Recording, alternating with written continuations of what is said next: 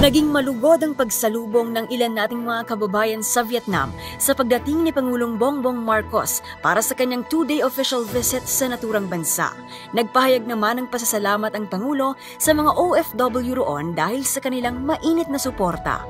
Ayon kay Marcos, ang kanilang presensya ay nagpapakita ng malakas at malapit na ugnayan ng Pilipinas at Vietnam.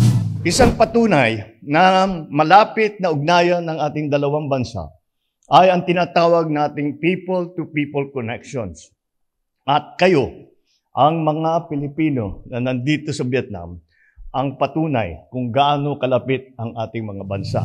Sa mensahe rin ng Pangulo sa mga Pilipino sa Vietnam, sinabi nitong binibigyan ng pagsaludo ang mga OFW sa iba't ibang parte ng mundo. Dagdag pa ni Marcos, napapadali raw ang kanyang trabaho dahil sa magandang reputasyon na kanilang naitataguyod.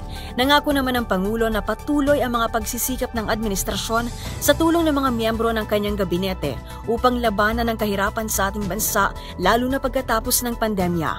Nasa 7,000 OFWs ang kasalukuyang nasa Vietnam at umaabot sa mahigit 13 milyong dolyar ang tinatayang halaga ng kanilang naipapadalang pera sa Pilipinas. Layo ng 2-day visit ng Pangulo sa Vietnam ang palakasin hindi lamang ang bilateral ties sa pagitan ng dalawang bansa, kundi pati na rin ang maritime cooperation, trade at investment relations.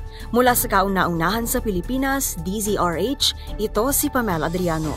Tuloy-tuloy sa pagbabalita, tuloy-tuloy sa serbisyo. Sama-sama tayo, Pilipino. MBC Network News.